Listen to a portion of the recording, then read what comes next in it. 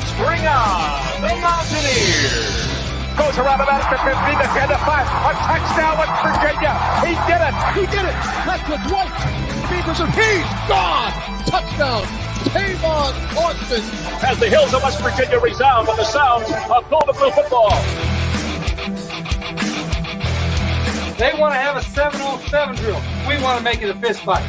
Nothing cheap, nothing dirty, but West Virginia football. From the heart. Streaming. It's Mountaineer pride. Leave no doubt tonight. No doubt. They shouldn't have played the old Golden Blue. West Virginia is a special place. People of the state that have great pride in this WV logo. Ain't no stopping the Golden Blue. It is a great night to be a Mountaineer wherever you may be.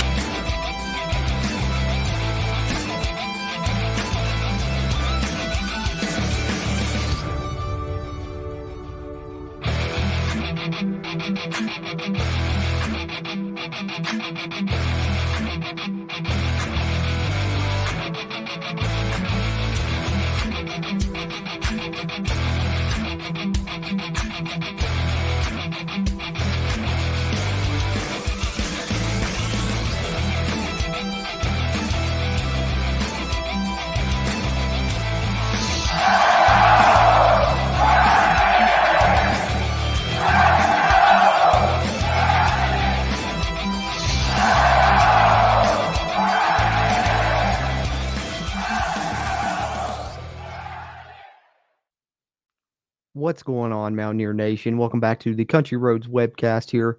Going to break down the top players for West Virginia according to PFF on both sides of the ball. Top 5 highest graded players on offense, top 5 highest graded players on defense in Game 7 of the 2023 WVU football season. No, we usually do this as a pre-recorded, but full disclosure, I really didn't feel like editing this morning, so I said, all right, let's do the player grades this week as a live stream. So as the great Bill O'Reilly once said, do it live. I'll write it and we'll do it live. and that's exactly what we're going to do. We're going to do it live this week. So coming at you with the player grades. Before I get into it real quick, I want to take a second out to remind you guys, if you would, just do us a favor, hit that thumbs up button on the video. Really helps this video's performance. It'll help future videos performances here on the channel. And if you're a West Virginia fan, Big 12 fan, college football fan, be sure to subscribe to us here. Helps us, helps you, helps get more of this Mountaineer sports content out to Mountaineer Nation. And with no further ado, let's dive into the player grades here. We'll start off on the offensive side.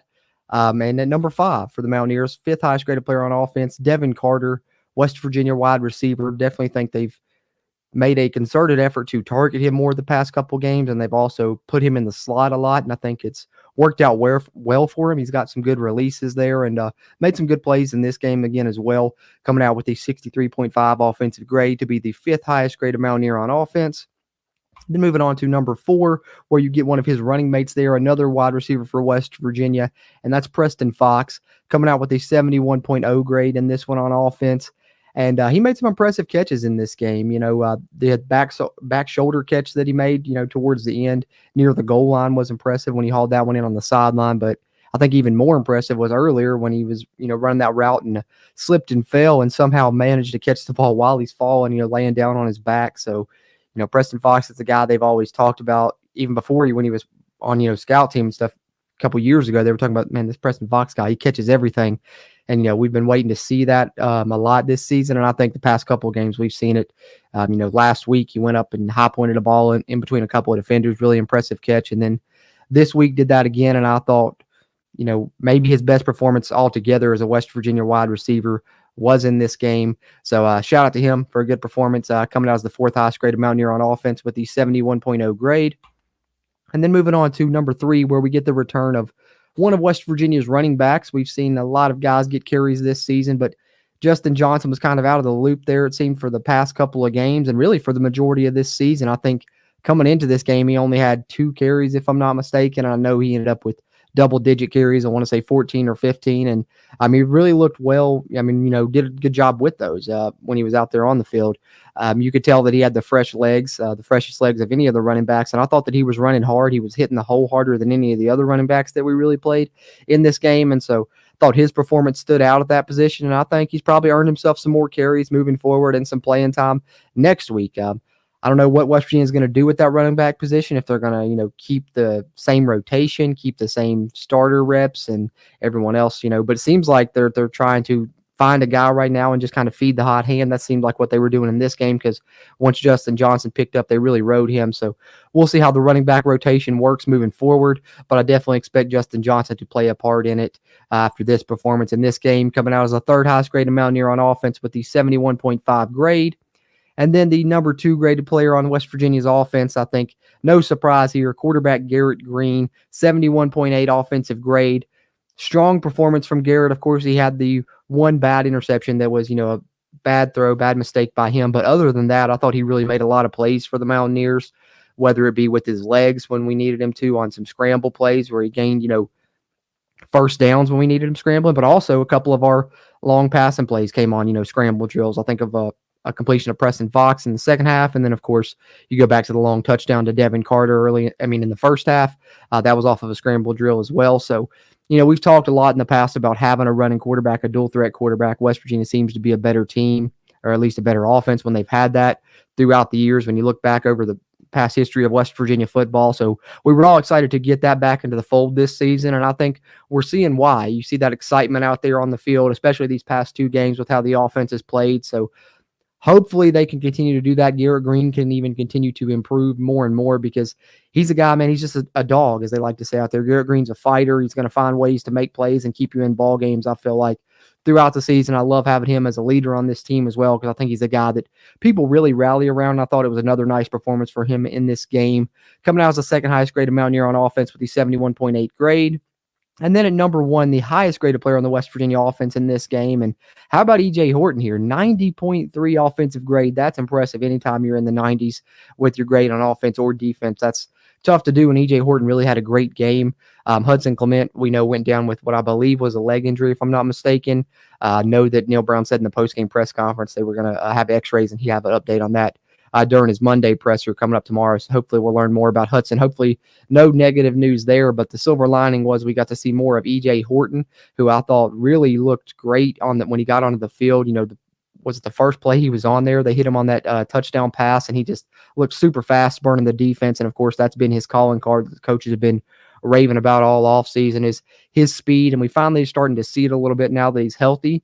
And I think, coming out with this high grade, of course, with Hudson Clement's health in question, he's probably going to have more playing time regardless, but I think he's earned more and should see some more snaps moving forward. Nonetheless, whether Hudson's ready to go or not, I think you got to work E.J. Horton in a little bit more and let him get some action, because we also saw in the second half of the game, they realized, oh, this guy's fast. We can't, let him beat us deep. So then West Virginia hits him on a crossing route, a little underneath route when people are really backing off of him to respect his speed. So now that you put some of what he can do on tape, I think there's different ways you can attack defenses with E.J. Horton. So hopefully he continues to be involved in this game plan moving forward, but had a great game here in Game 7 for the Mountaineers, coming out as the highest graded West Virginia player on offense with a 90.3 grade. So there are the offensive player grades for the Mountaineers, the top 5 highest in Game 7 here. Let's flip it over to the defensive side, which I know has left a lot to be desired these past couple of weeks, but still got to continue the series here and talk about some of the players that did have, better games than others, I guess you could say, in terms of PFF's rating anyways. So here are the top 5 defensive players according to PFF in Game 7 for WVU. Starting at number 5 with defensive lineman Mike Lockhart, West Virginia's nose tackle, performed well for the most part this season, 67.2 grade. And I know he's popping up here on the top 5, so it's kind of an oxymoron what I'm about to say here, but the fact that his grade's a 67 is really not good for West Virginia. I think our defensive line have performed better than that, a lot of their grades throughout the season. We'll see a couple more defensive linemen on this list. So, yet again, it kind of contradicts what I'm saying here, that this was the worst performance for the defensive line all season. But I think if you watch the game, you obviously saw that anytime you give up 280 yards rushing to a running back, which, credit to Ollie Gordy, may be the best running back in the country. But nonetheless, West Virginia's defense has to do better, and the defensive line has to play better moving forward than it has in this game against slipping my mind, Oklahoma State, and in the game against Houston. West Virginia's defensive line left a lot to be desired, but Mike Lockhart has been a good player for the West Virginia defensive line for the most part this season and did make some plays in this game. I know he got in there for a TFL at least once that I remember, and was enough for PFF to grade him out as a 67.2. And, he was the only West Virginia starter that's on here on the player grades along the defensive line. Like I said, 2 other defensive linemen will pop up here, but both of these guys are reserve players, but they've both been making an impact this season. And that starts off at the 4th highest graded defensive player here, and that's Tomiwa Durajaye. Been doing a great job for the Mountaineers this season in his minimal action. He's been a guy that's, been playing usually less than 10 snaps in most games. I think in this one he got up closer to 20 snaps. But nonetheless, he's made an impact, and he's only a redshirt freshman, so I think he's a guy that's got a high ceiling moving forward. But, did provide a good grade, and you start to wonder when you look at this now if some of these reserves are going to start stealing snaps, if some of these starters don't step up. I know, especially looking at the defensive end position here, when you see Tommy popping up week after week here on these player grades and Sean Martin is not, you wonder if Tomey's going to start, stealing snaps. I don't know, but the West Virginia defensive line definitely has to improve their performance. So we'll see what happens moving forward there. But Tomey's been a nice pickup for West Virginia in the transfer portal coming over from Kentucky. And I think he's a player with a bright future as he's only a redshirt freshman, but 4th highest graded Mountaineer on defense here with the 72.2 grade.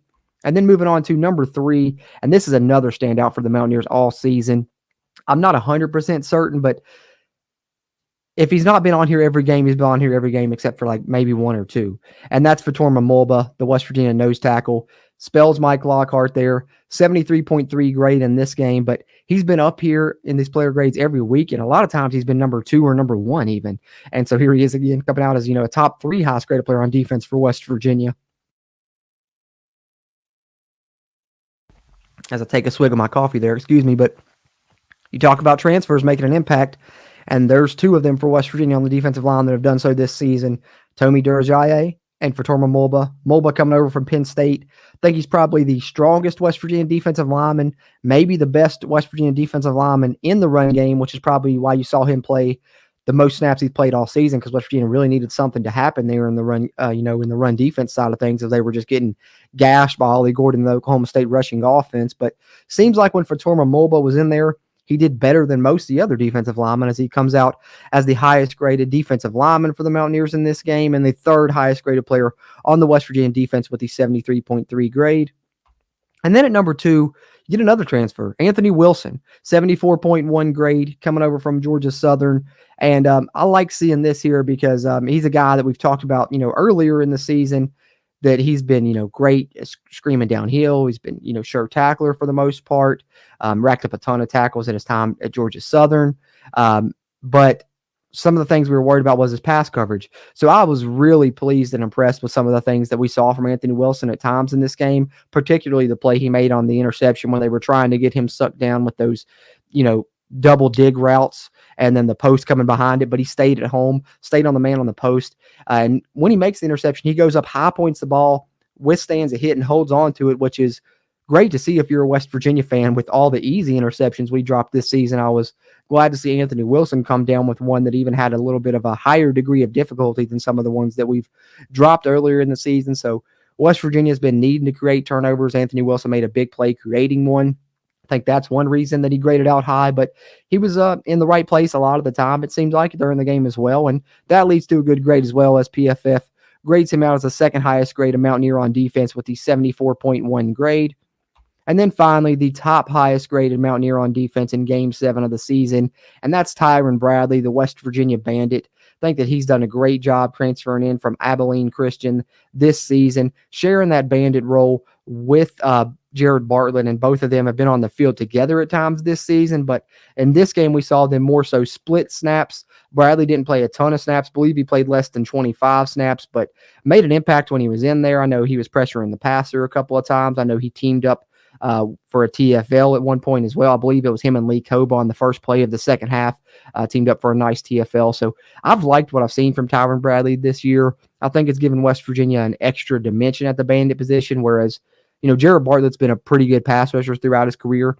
He's not exactly the biggest, so I think, having Bradley there helps you in the run game a little bit and gives you someone that can set the edge a little bit better and maybe take on, some of the bigger tackles that you have to face there when you're on the edge of that bandit position. But the combination of him and Bartlett has been good for West Virginia. And I think, Tyron Bradley showed in this game why he was a big pickup for West Virginia in the offseason and made some plays in this game. And that's why he grades out well from PFF, comes out as the highest graded player on the West Virginia defense here in Game 7 of the 2023 season. So there you have it, Mountaineer Nation, the top 5 highest graded players on offense for West Virginia here in Game 7, and the top 5 highest graded players for West Virginia on defense there, according to PFF. So, like I said, I think it's the only time we've done one of these live this season, but, just being a little bit lazy, I guess, and didn't feel like editing this morning. So, get it out to you guys as a live stream, but still get out our player grades video here, continuing our series that we do throughout the offseason. And if you haven't been following us here on the CRW, be sure and do so. Got that out, and then we're going to have our game review podcast coming out tomorrow evening. I'm going to be back live with you guys again. We're going to talk about the snap counts from this game. We're going to discuss the injury updates Neil Browns provides in his press conference tomorrow, and then I'm going to project out a depth chart coming up this next week for the game against UCF. So that'll be tomorrow. Review podcast most likely releasing tomorrow. Going to record that later tonight as well. So plenty more content coming out this week, and then we'll dive into UCF from there with our preview podcast, give our predictions, and then touch with you guys later this week, probably Thursday or Friday night, with another live stream where we get your all's predictions and thoughts on that game as well. So ton of West Virginia content coming throughout the week. Be sure and subscribe here if you haven't already. We really appreciate that. Hey, do got somebody up here early this morning with me live, and that's G. Smart. Appreciate you, man, tuning in and chiming in. He said the defense gave up after the botched punt. Think they were demoralized. Yeah, that's a great point, man. I didn't even put the two together there, but they really, it seems like they did. What was it, 28 points they gave up in that fourth quarter, 9 carries, 149 yards for Ollie Gordon of Oklahoma State. So certainly seems that way, G. Smart. I think you're right there. I mean, they definitely seemed demoralized after that, as they, were not getting too many stops after that. So I don't know what to say about it moving forward. The defense left a lot to be desired these past 2 games, man. They're going to have to go back to the drawing board and right the ship and hopefully get some things corrected there, because if they can, and the defense can play even somewhat of the way they were playing early in the season, and the offense continues to play the way they have these past 2 games, West Virginia could really have something there and be cooking with gas. But no time to, rest on your laurels. If you're the West Virginia offense, you got to keep playing well, and no time to cry over spilled milk. If you're the West Virginia defense, you've got to hit the drawing board, hit the ground run, and get this thing fixed so that West Virginia can try and be successful over these final 5 games and find a way to get back on the winning track. That's what we're hoping for as Mountaineer fans, and we'll see what happens, but appreciate your comment there, G. Smart, and appreciate anyone else that tuned into this live, or if you're watching this on the playback, as I'm sure most of you all will, be sure to drop a like before you head out. Subscribe to us here at the CRW. Plenty of more content coming on the West Virginia football side this week, and be covering West Virginia basketball as well. That'll be picking up soon, so check us out here on the Country Roads Webcast. Appreciate you guys. As always, I'm Jordan Cruz, and until next time, let's go Mountaineers.